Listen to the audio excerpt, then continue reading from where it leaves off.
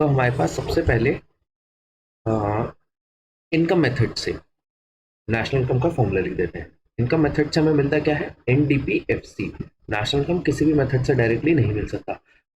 तो income method से NDPFC का फॉर्मूला क्या है? Compensation of employees, compensation of employees, operating surplus, operating surplus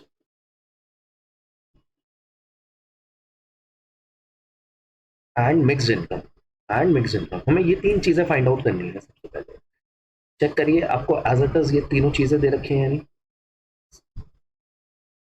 हमारे पास मिक्स इनकम हमें एज इट इज गिवन होगी हमेशा। अगर नहीं गिवन तो वो हम जीरो ले लेंगे, वो हम फाइंड नहीं कर सकते किसी भी तरीके से। देन हमारे पास कंपनसेशन ऑफ एम्प्लॉइज नहीं गिवन। कंपनसेशन ऑफ एम्प्लॉइज का फॉर्मूला होता है, कंपनसेशन ऑफ एम्प्लॉइज का मैंने आपको क्या बताया था कि कोई भी चीज आप अपने एम्प्लॉइज को दे रहे हो, एक एम्प्लॉयर कोई भी चीज अपने एम्प्लॉइज को दे रहा है, तो वेजेस एंड सैलरीज दे रहा है, वेजेस एंड सैलरीज मेरा 500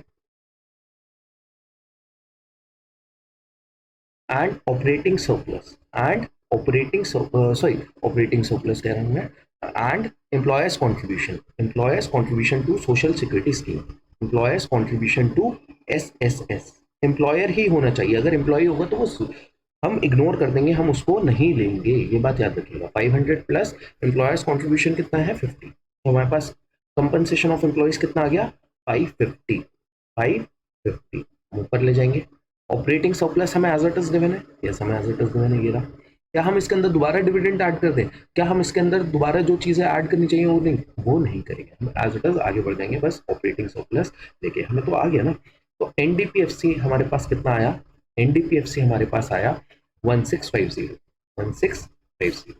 ये तो सर हमारे पास एनडीपीएफसी है, नेशनल इनकम तो नहीं है। नेशनल इनकम को क्या कहते हैं? नेशनल इनकम को कहते हैं एनएनपीएफसी, एनएनपीसी। तो सर एनएनपीएफसी कैसे निकालें? ये तो हमने सबसे बेसिक सबसे पहली यही चीज सीखी थी कि डोमेस्टिक को नेशनल कैसे बनाएंगे। डोमेस्टिक को नेशनल पे जाने के लिए हम प्लस करेंगे net factor income from abroad, from abroad ही होना चाहिए। अगर by chance net factor income to abroad है तो वो हम माइनस कर देंगे, साइन चेंज कर देंगे। हमारे पास ये 1650 आया। हाँ net factor income from abroad पहले से ही नेगेटिव है, कोई बात नहीं, माइनस टेन कर देंगे इसमें। हमारे पास एनएनपीएफसी नेशनल इनकम कितना आ गया? 1640, 1640 एनएनपीएफसी। ये हमारे पास नेशनल इनकम होता है कि एक कंट्री की इतनी नेशनल इनकम है पूरे साल में, बाहर की इनकम को भी हमने इंक्लूड करा है। सिर्फ अगर डोमेस्टिक इनकम तक पूछता तो हम एनडीपीएफसी निकाल के छोड़ देते, अगर डोमेस्टिक इनकम तक पूछता तो हम एनडीपीएफसी निकाल के छोड़ देते। तो चलिए एक बेसिक क्वेश्चन था कि आप बस उसको जल्दी से समझ पाए। अब एक और क्वेश्चन देखिए, हमें क्या निकालना है? एनएनपीएफसी। अब उसने डायरेक्टली हमें दे ही दिया नेशनल इनकम कैलकुलेट करिए। अब नेशनल इनकम कैलकुलेट करने का हमें दिख रहा है, अच्छा हमने ये बात नहीं करी कि हमें कैसे पता चलेगा कौन सा मेथड है। तो आप एक बार क्वेश्चन को पढ़िए, उससे आपको पता चलेगा कि कौन सा मेथड है। हमने जीडीपी एमपी के लिए एक्सपेंडिचर मेथड के लिए हमने देखा कि private final consumption expenditure, government final consumption expenditure, gross domestic capital formation और नेट एक्सपोर्ट। इसमें से तो कोई भी चीज नहीं है। बाई चांस अगर एक आध चीज दे दी है कंफ्यूज करने के लिए तो हम उसे इग्नोर कर देंगे। हमारे पास इनकम मेथड दिख रहा है, वेजेस एंड सैलरीज दिख रहे हैं, रेंट एंड इंटरेस्ट दिख रहा है, तो मिक्स इनकम दिख रहा है। तो हमारे पास compensation of employees, compensation of employees किसी भी तरीके का शॉर्ट फॉर्म पेपर में नहीं लिखेगा। चाहे आप यहाँ पे ऑपरेटिंग सरप्लस को ओएस लिख रहे हो, बच्चे बहुत ज्यादा बार ऑपरेटिंग सरप्लस को ओएस बोल देते हैं, तो अभी के लिए ठीक है, बट पेपर में आप उस चीज को इग्नोर करिएगा। पेपर में इन चीजों के मार्क्स नहीं मिलते, टीचर फिर थोड़ा फ्रस्ट्रेट हो जाता है। आप mix income as it is लिखे, मिक्स इनकम पूरा। अब मुझे mix income self cost self consumption दे रखा है 280, ऑपरेटिंग सरप्लस नहीं दे रखा, कंपनसेशन ऑफ एम्प्लॉइज नहीं दे रखा, तो दोनों चीजें निकालेंगे।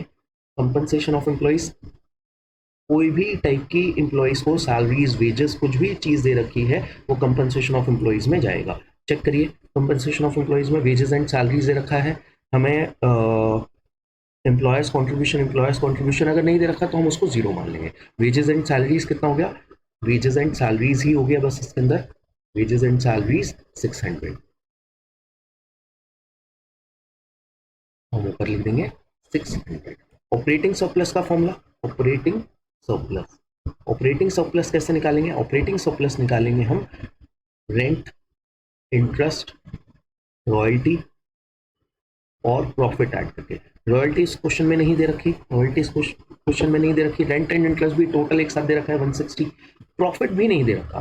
प्रॉफिट निकालने के लिए मैंने आपको अलग से एक फॉर्मूला बताया था, प्रॉफिट निकालने के लिए अलग से एक फॉर्मूला क्या होगा, undistributed profit, undistributed profit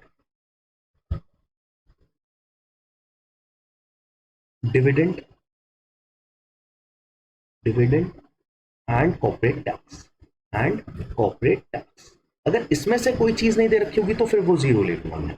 undistributed profits मेरे पास 60, डिविडेंड मेरे पास 20 एंड कॉर्पोरेट टैक्स मेरे पास 40, ये मेरे पास 120 हो गया, 120। तो ऑपरेटिंग सरप्लस कितना हो गया, ऑपरेटिंग सरप्लस हो गया मेरे पास 280। ये टोटल करके मेरे पास आया एनडीपीएफसी 1160, 1160। एनडीपीएफसी कितना हो जाएगा 1160, 600 प्लस 560, 1160। ठीक है, बट सर मुझे तो ये नहीं निकालना था, मुझे तो नेशनल इनकम निकालना था। नेशनल इनकम का फॉर्मूला क्या होता है सर, एनएनपीएफसी, एनएनपीएफसी। नेशनल इनकम का मतलब एनएनपीएफसी है। सर मुझे क्या मिला है, एनडीपीएफसी। डोमेस्टिक से नेशनल पर जाना है, बड़े वाले टर्म पे जाना है तो प्लस करेंगे। क्या प्लस करेंगे, दोनों के बीच का डिफरेंस होता है net factor income from abroad, net factor income from abroad. तो net factor income from abroad मुझे दे रखा है -20 का, मेरे पास कितना आया था 1160 एनडीपीएफसी। तो मेरे पास नेशनल इनकम कितनी हो गई 1140 इन करोड़, एनएनपीएफसी 1140 इन करोड़। इन करोड़ पेपर में लिखिएगा, इससे एक्स्ट्रा मार्क्स तो नहीं, मैं कहूँगा जब आपके पूरे मार्क्स आ रहे होते हैं तो टीचर के पास कुछ बचता नहीं है कट करने के लिए। चलिए अगला, अगला है हमारे पास, कैलकुलेट करिए जीएनपी एमपी, जीएनपी एमपी। ठीक है, जीएनपी एमपी हम डायरेक्टली निकाल सकते हैं, नहीं हम अगर इनकम मेथड लगा रहे हैं तो एनडीपीएफसी। अभी तो मुझे पता है कि मैंने सारे क्वेश्चंस इनकम मेथड के दिए हैं, पेपर में आपको नहीं पता होगा, पेपर में आपको एक बार क्वेश्चन को रीड करना पड़ेगा। इनकम मेथड का formula compensation of employees, operating surplus, operating surplus and mixed income, and mixed income. Compensation of employees का, अब मुझे mixed income as it is given है 850,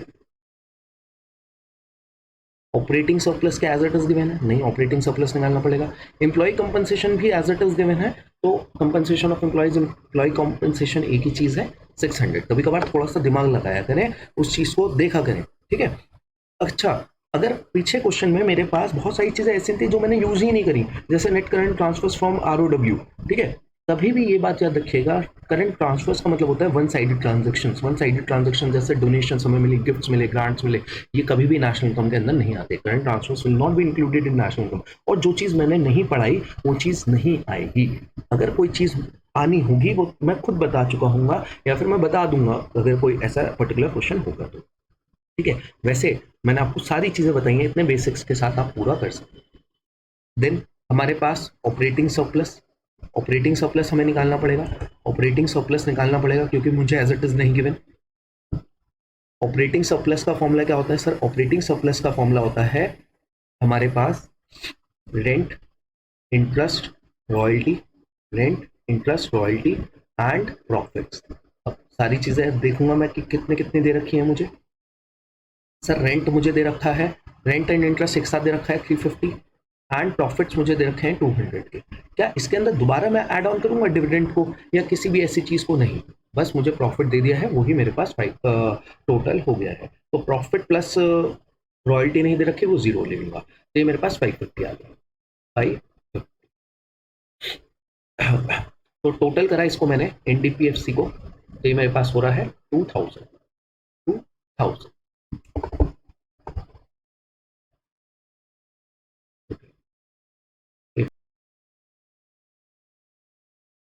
क्वेश्चन में हमें हमेशा देखना है कि हमें फाइंड आउट क्या करना है। तो बट हमने क्या निकाला है अभी तक, एनडीपीएफसी। तो एनडीपीएफसी के अंदर हमें चेंजेस करने पड़ेंगे, एनडीपीएफसी के अंदर हमें चेंजेस करने पड़ेंगे कि हम इसको कैलकुलेट कर पाए। तो कैसे कैलकुलेट करेंगे, नेशनल नेट से हमें ग्रॉस पे जाना है, बड़े टर्म पे जाना है, नेट से ग्रॉस पे जाना है, बड़े टर्म पे जाना है तो प्लस डिप्रिसिएशन। डोमेस्टिक से नेशनल पे जाना है, बड़े टर्म पे जाना है प्लस एनएफआई है। एफसी से एमपी पे जाना है, बड़े टर्म पे जाना है प्लस एनआईटी। अब हमें ये चेक करना है कि हमें ये सारी चीजें दे रखी है नहीं, नेशनल इनकम हमारे पास, एनडीपीएफसी हमारे पास कितना आया, एनडीपीएफसी हमने कैलकुलेट करा तो हमारे पास 2000 आया। Then compensation, consumption of fix capital को हम डिप्रिसिएशन कहते हैं, कंजम्पशन ऑफ फिक्स कैपिटल को हम डिप्रिसिएशन कहते हैं, तो हमें ये गिवन है 200 का। नेट फैक्टर इनकम हम फ्रॉम अब्रॉड ही है, बिल्कुल है फ्रॉम अब्रॉड, तो हमें ये भी गिवन है -100 का। देन हमारे पास एनआईटी, एनआईटी अब हमें नहीं गिवन, एनआईटी का फॉर्मूला भी हम देखेंगे। एनआईटी का फॉर्मूला होता है इनडायरेक्ट टैक्सेस माइनस सब्सिडी, ये भी हमने पहले देखा था, इनडायरेक्ट टैक्सेस माइनस सब्सिडी। तो चेक करिए इनडायरेक्ट टैक्स माइनस सब्सिडी कितना होगा। इनडायरेक्ट टैक्स मुझे गिवन है सर 160, सब्सिडी गिवन है 40, तो मेरे पास नेट इनडायरेक्ट टैक्सेस कितना हो गया 120 का, 120, तो ये भी प्लस कर दिया 120, तो ये मेरे पास ओवरऑल आएगा 2220। तो जीएनपीएमपी मेरे पास कितना आया 2220। आपको जो भी आपके पास फाइनल आंसर आएगा आप उसे बॉक्स में बनाएं और उसको आंसर को लिखें। समझ में आई ये बात या नहीं?